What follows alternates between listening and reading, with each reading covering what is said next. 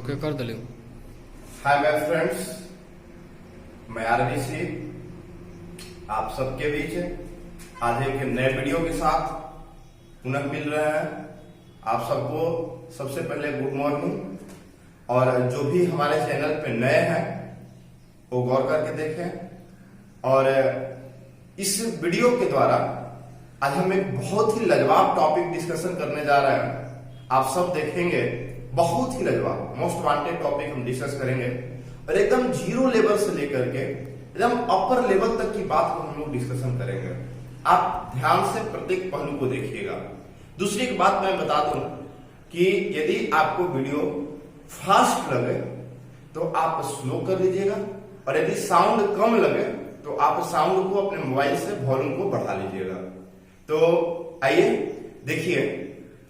दूसरी एक बात है, बहुत सारे बच्चों का कमेंट आ रहा है कि लंबा वीडियो बनाइए। ठीक है, कोशिश करते हैं लंबा वीडियो का। दूसरी एक बात है मेरे प्यारे मित्र कि जहां तक बात है एग्जाम वगैरह का, तो अभी एग्जाम नहीं होगा, अभी आप ऑनलाइन पढ़िए, और अगर अच्छा लगे तो आप सब्सक्राइब कीजिए और अपने दोस्तों के बीच शेयर कीजिए और लाइक कीजिए। आइए मेरे प्यारे मित्र, आज हम एक बहुत ही लाजवाब टॉपिक देखते हैं जिसका नाम है अंक। बहुत ही हॉट टॉपिक होता है, 11th के लिए भी इंपॉर्टेंट होता है, 12th के लिए इंपॉर्टेंट होता है। अम्ल, जिसको अंग्रेजी में हम लोग एसिड कहते हैं, एसिड। सबसे पहले इसका बैकग्राउंड बताते हैं। इसके अम्ल से आपको 12th में भी सवाल आते हैं, 12th में। उसके बाद इंजीनियरिंग में भी सवाल आते हैं, उसके बाद मेडिकल में भी सवाल आते हैं, उसके बाद मेरे प्यारे बंधु एयरफोर्स, नेवी या जितने भी कॉम्पिटेटिव एग्जाम है या अदर कॉम्पिटेटिव एग्जाम, सारे में सवाल आते हैं। तो हम सबको गौर करके देखेंगे कि 12th में किस प्रकार से सवाल पूछे जाते हैं, आईआईटी में कैसे पूछे जाते हैं, मेडिकल में अमृत से कैसे सवाल पूछे जाते हैं, एयरफोर्स नेवी में कैसे पूछते हैं, और अदर कॉम्पिटेटिव में कैसे सवाल पूछा जाता है। हम प्रत्येक के बारे में डिस्कशन करेंगे। मेरे प्यारे मित्र ध्यान से देखिएगा। सबसे पहले आपको इसका बेसिक बनाते हैं, बहुत ही लाजवाब सा बेसिक है। देखिए ध्यान से, गौर कीजिए। अम्ल, अम्ल को अंग्रेजी में हम एसिड कहते हैं, एसिड। एसिड शब्द की उत्पत्ति हुई है एसिडस से, एसिडस, एसिडस से। एसिडस का मतलब होता है खट्टा, खट्टा। ध्यान से देखिएगा, अम्ल का प्रयोग सबसे पहले जो किया गया, एक लैटिन शब्द है एसिडस। एसिडस का मतलब होता है खट्टा, इसी से बना है एसिड। अब एक प्यारे मित्र मेरे ध्यान से देखिए, सबसे पहले अवधारणा थी, सबसे पहले प्राचीन काल में, कि जो भी खट्टा पदार्थ है, दुनिया के सारे खट्टे पदार्थ वो अम्ल होंगे। सबसे पूर्व की अवधारणा थी। हम इस बात को इसलिए बता रहे हैं क्योंकि हमें बैकग्राउंड जानना जरूरी होता है, क्योंकि साइंस जो है, विज्ञान में क्रमिक ज्ञान होता है, और क्रमिक ज्ञान को ही हमको ग्रहण करना है। सबसे पहले साइंस में लोग सोचते कैसे थे, इस बात को देखिए। तो सबसे पहले मेरे प्यारे मित्र, एसिड जो शब्द है वो एसिडस से निकला है। एसिडस का मतलब होता है खट्टा, यानी कि दुनिया का जितने भी पदार्थ हैं वो सारे के सारे पदार्थ जो स्वाद में खट्टे होते हैं वो अम्ल कहलाते हैं। ये पहले की अवधारणा थी। अब आपके दिमाग में चल रहा होगा कि बहुत सारे अम्ल हैं जो खट्टा नहीं होंगे लेकिन फिर भी वो अम्ल होंगे, तो उस पर भी हम आएंगे। आपके दिमाग में क्या चल रहा है, कौन सा एग्जाम पर चल रहा है, उसके बारे में भी हम डिस्कशन करेंगे। पहले आप इसके बारे में सोचिए कि दुनिया में जितने भी पदार्थ हैं जो खट्टा है, जिनका नेचर खट्टा है, वो सारे के सारे मेरे प्यारे मित्र क्या होंगे, अम्ल होंगे। सबसे पहला परिभाषा अम्ल का, जो खट्टा होगा वो क्या कहलाएगा, अम्ल कहलाएगा। अब दूसरी एक बात बताते हैं, अब थोड़ा इसका आगे बढ़ते हैं, थ्योरी को आगे बढ़ाते हैं। इसमें 3 प्रकार के वैज्ञानिक आए हैं, 3 प्रकार के, 3 प्रकार के आपको लोगों को पढ़ने के लिए मिलेगा। हम डायग्राम बनाते हैं। पहला है आर्हेनियस, फर्स्ट आर्हेनियस। दूसरा जो कंसेप्ट आता है और दूसरा कंसेप्ट है ब्राउस्टेड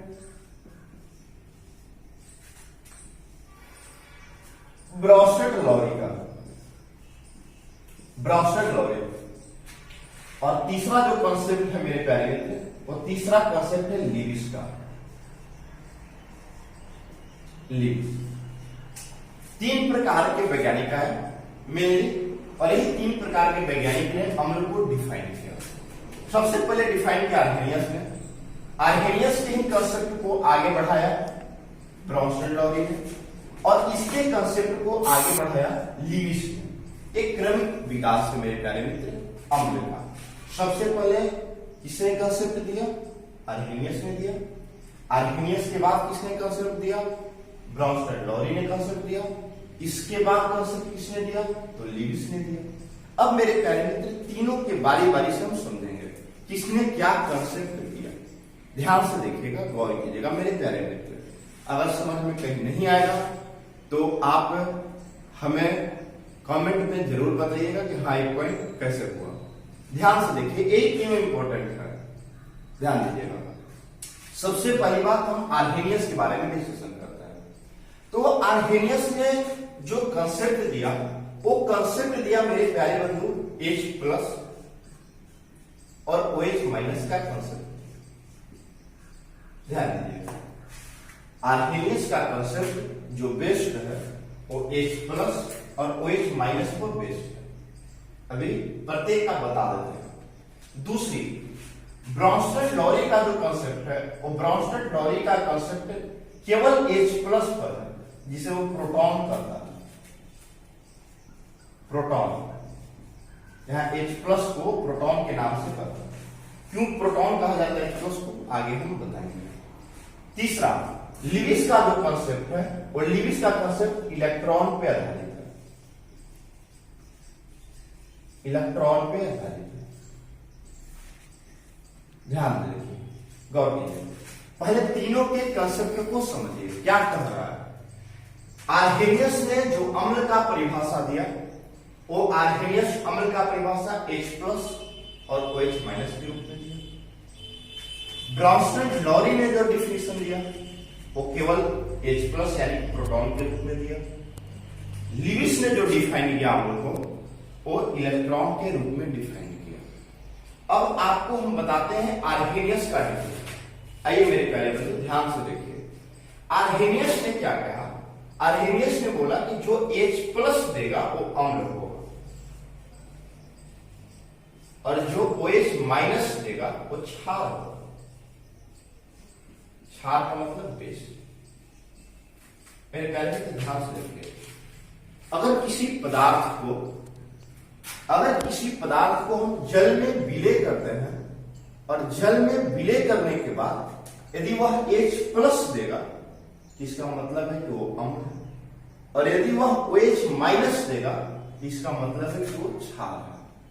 जैसे ध्यान से देखिए, गौर कीजिएगा, ये जो डिफिनीशन बेस्ड है, ये डिफिनीशन बेस्ड है मेरे प्यारे बंधु जलीय माध्यम में।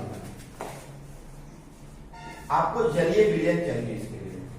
यदि जलीय विलयन होगा तो हम बोलेंगे कि हाँ H+ दे रहा है तो अम्ल है, OH- देगा तो क्षार।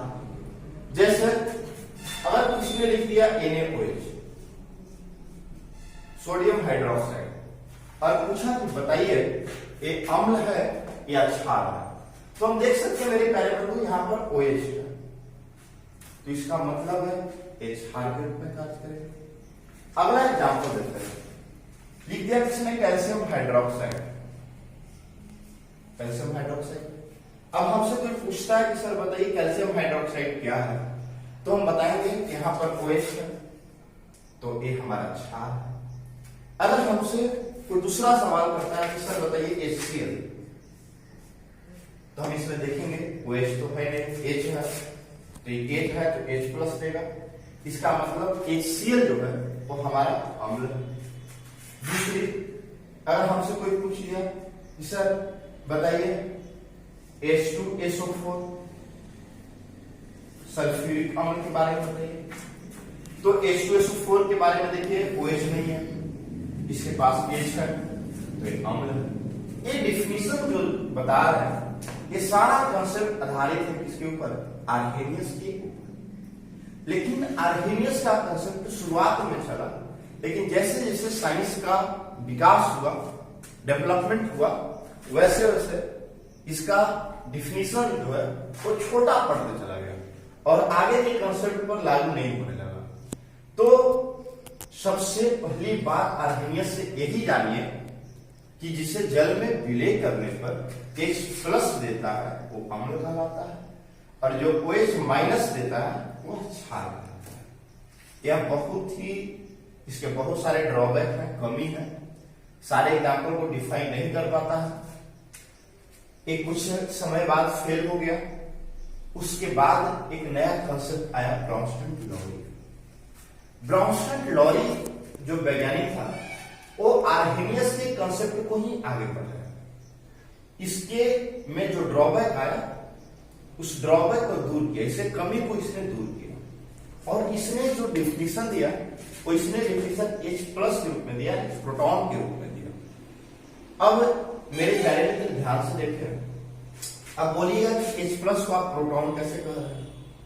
बताते हैं कैसे प्रोटॉन कह रहे हैं, ध्यान दीजिए।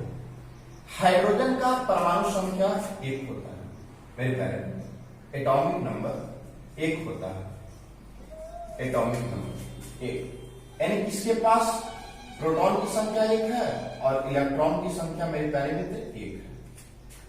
H+ है, जब H+ होगा तो H+ होगा मेरे प्यारे मित्र, तो प्रोटॉन की संख्या में तो चेंज होगा नहीं, 1 ही रहेगा। इलेक्ट्रॉन का लॉस किया 1, तो H+ बना, तो इसके पास इलेक्ट्रॉन की संख्या कितना हो गया? 0। इसके पास बचा क्या? प्रोटॉन। इसी चलते H+ को प्रोटॉन के नाम से जाना जाता है, क्योंकि H+ के कक्षा में इलेक्ट्रॉन उपस्थित नहीं होता, केवल प्रोटॉन उपस्थित होता है नाभिक में। इस चलते H+ को हम लोग प्रोटॉन कहते हैं। तो हमें एक डिस्कस क्लियर हो गया कि H+ को प्रोटॉन क्यों कहते हैं। नेक्स्ट इस चीज को समझिए कि ब्राउनस्टेड-लॉरी का डिफिनीशन क्या है। ध्यान से सुनिए मेरे प्यारे मित्र, गौर कीजिएगा। ब्राउनस्टेड-लॉरी का डिफिनीशन है कि जो H+ का त्याग करता है, जो H+ का त्याग करता है वो अम्ल कहलाता है, और जो H+ का ग्रहण करता है, जो H+ का ग्रहण करता है वो मेरे प्यारे मित्र क्षार कहलाता है। ध्यान से देखिए इस डिफिनीशन को, और इस डिफिनीशन को समझिए। जो H+ का त्याग करता है, इसमें भी वही है, जो H+ का त्याग करता है इसमें भी वही है। इसी के फॉर्मेट को, डिफिनीशन को, इसके सिद्धांत को इसने आगे बढ़ाया। बाबू मेरे ध्यान से समझिए, H+ का जो त्याग किया वो अम्ल कहलाया, और H+ का जिन्हें ग्रहण किया, यहां पर OH था, लेकिन यहां पर मेरे प्यारे बंधु क्या है? H+ है। जिसने H+ का ग्रहण किया उसे मेरे प्यारे मित्र हम क्या बोलते हैं? क्षार बोलते हैं। ध्यान से सुनिएगा, बेस, ये हमारा एसिड हो गया, ये हमारा बेस हुआ। तो सबसे इंपॉर्टेंट बात क्या है? इसका जो कंसेप्ट आधारित है वो H+ पर आधारित है, कि H+ यदि कोई त्याग करता है तो अम्ल कहलाएगा, ग्रहण करता है तो क्षार कहलाएगा। अब ऐसा नहीं कि केवल ब्राउनस्टेड-लॉरी का कंसेप्ट चलेगा, आर्हेनियस का नहीं चलेगा, नहीं, इसका भी कंसेप्ट चलेगा, लेकिन समय समय पर जब जरूरत होगा तो इसका भी कंसेप्ट को लगाएंगे। कब इसका कंसेप्ट लगाएंगे, कब इसका कंसेप्ट लगाएंगे, आपको हम आगे के बारे में बताएंगे, आगे बात बताएंगे।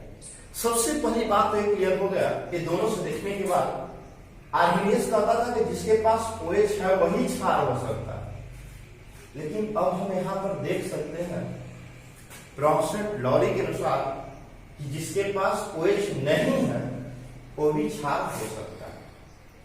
सबसे एक बात क्लियर हुई कि क्षार होने के लिए OH होना कोई आवश्यक नहीं है। अगर OH नहीं है तो भी क्षार हो सकता है। इस बात को क्लियरफाई किया किसने? ब्राउनस्टेड-लॉरी ने। अब आप एक बात को समझिए, कैसे समझेंगे? ध्यान से देखिए, कैसे हम डिफाइन करेंगे कि कौन इसमें अम्ल होगा और कौन इसमें क्षार होगा। दूसरी एक बात को समझिए मेरे प्यारे बंधु, ध्यान दीजिए। लिविस पे थोड़ा सा आ जाते हैं, उसके बाद दोनों का साथ में लेके चलेंगे। ये थोड़ा लंबा है ब्राउनस्टेड-लॉरी, और चर्चा करेंगे इसके बारे में। थोड़ा सा इसको देख लेते हैं, उसके बाद इसके डिटेल में चलते हैं।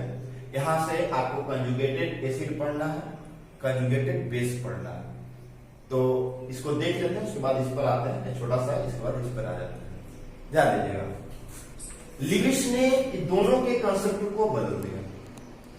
लिविस ने कहा कि नहीं, इलेक्ट्रॉन की प्रवृत्ति पर डिपेंड करता है कि कोई पदार्थ अम्ल है या कोई पदार्थ क्षार है।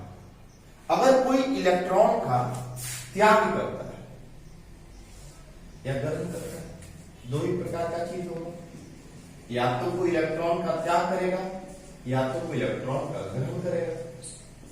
अगर कोई इलेक्ट्रॉन का त्याग करता है तो क्षार करेगा, और यदि कोई इलेक्ट्रॉन का ग्रहण करेगा तो अम्ल कहलाएगा। मेरे प्यारे मित्र समझिए, इलेक्ट्रॉन पे आधारित है। लिविस कह रहा है कि यदि कोई इलेक्ट्रॉन का त्याग करेगा, लॉस करेगा, तो क्षार होगा। यदि कोई इलेक्ट्रॉन ग्रहण करेगा तो क्या होगा मेरे प्यारे मित्र? अम्ल होगा। अब यहां से कंसेप्ट निकल कर क्या आता है, इस दोनों से अलग बात इसमें लिविस ने, आर्हेनियस ने अलग बताया, ब्राउनस्टेड-लॉरी ने अलग बताया। इससे इसका कुछ मिलता है लेकिन इसका किसी से नहीं मिलता है, अलग है, बिल्कुल अलग कंसेप्ट है। तो लिविस ने बताया कि इलेक्ट्रॉन का त्याग करेंगे और ग्रहण करेंगे। अब त्याग कैसे करेगा, ग्रहण कैसे करेगा, आप ध्यान से देखिए। अब इलेक्ट्रॉन का त्याग वही करेगा जिसके पास इलेक्ट्रॉन ज्यादा संख्या में होगा। कहने का मतलब जिसके पास लोन पेयर होगा। जैसे NH3 लोन पेयर। दूसरी बात H2O लोन पेयर। और आगे डिफाइन, और आगे आपको जैसे H2S लोन पेयर है, तो जिसके जिसके पास लोन पेयर होगा, यानी कि अष्टक पूरा करने के बाद इलेक्ट्रॉन बस हो जाएगा, तो वो सारे के सारे इलेक्ट्रॉन रिच होंगे, उनके पास इलेक्ट्रॉन की संख्या ज्यादा होगी। जिनके पास इलेक्ट्रॉन की संख्या ज्यादा होगी वो क्या करेंगे? इलेक्ट्रॉन का त्याग कर सकते हैं। और जिनके पास इलेक्ट्रॉन की संख्या ज्यादा होगी, इलेक्ट्रॉन का त्याग करेंगे, वो क्या कहलाएंगे? क्षार। इसका मतलब मेरे प्यारे बंधु कि जिनके जिनके पास लोन पेयर इलेक्ट्रॉन होगा, लोन पेयर इलेक्ट्रॉन जिनके जिनके पास होगा, वो लिविस के कंसेप्ट के अनुसार वो सारे के सारे क्षार कहलाएंगे। क्षार का मतलब हमने बताया जिनके जिनके पास लोन पेयर इलेक्ट्रॉन होगा वे सारे के सारे क्या कहलाएंगे? क्षार। क्योंकि जिनके पास इलेक्ट्रॉन है वो इलेक्ट्रॉन का त्याग करेंगे। दूसरी बात आप आइए, इलेक्ट्रॉन का ग्रहण कौन करेगा? मान लीजिए हम पैसा क्यों किसी से कर्जा लेंगे, हमारे पास पैसा नहीं होगा, मेरे पास पैसा की कमी होगा। अगर हमारे पास पैसे की कमी होगी तो हम किसी दूसरे को इसे उधार लेंगे। अगर हमारे पास पैसा ज्यादा संख्या में उपस्थित है तो हम पैसा किसी को देंगे। अगर हम देंगे तो हम क्षार कहलाएंगे। यदि मेरे पास पैसा नहीं होगा तो हम लेंगे तो क्या कहलाएंगे? अम्ल कहलाएंगे। यहां से जो बात क्लियर होकर चला है मेरे प्यारे बंधु कि जिसके जिसके पास इलेक्ट्रॉन की कमी होगी, जिसके जिसके पास इलेक्ट्रॉन की कमी होगी वो सारे के सारे क्या कहलाएंगे? अम्ल कहलाएंगे, जिनके पास इलेक्ट्रॉन की कमी होगी। अब इलेक्ट्रॉन की कमी को हम पहचानेंगे कैसे? इलेक्ट्रॉन की कमी को पहचानने का आपको तरीका बताते हैं। अगर किसी के पास प्लस चार्ज है, यदि किसी के पास प्लस चार्ज है तो समझो कि उसके पास इलेक्ट्रॉन की कमी है, वो इलेक्ट्रॉन किसी से ग्रहण करेगा। तो लिख दिया किसी ने Li+, बताइए Li+ अम्ल है या क्षार है? तो अगर इस दोनों कंसेप्ट से देखेंगे तो पता नहीं चलेगा, लेकिन यदि हम लिविस के कंसेप्ट से देखेंगे तो पता चलेगा Li+, इसके पास प्लस चार्ज, इलेक्ट्रॉन की कमी है, इलेक्ट्रॉन का ग्रहण करेगा तो ये अम्ल होगा। दूसरा किसी ने दे दिया कि H+ के बारे में बताइए, इसके पास भी प्लस चार्ज, इलेक्ट्रॉन का ग्रहण करेगा तो ये भी अम्ल कहलाएगा। दूसरी रुका ही रे Fe2+,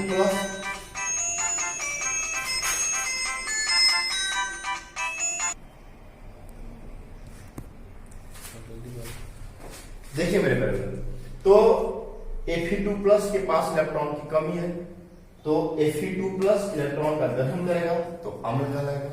यानी कि जितने के पास प्लस चार्ज होगा वो सारे प्लस चार्ज वाले अम्ल होंगे।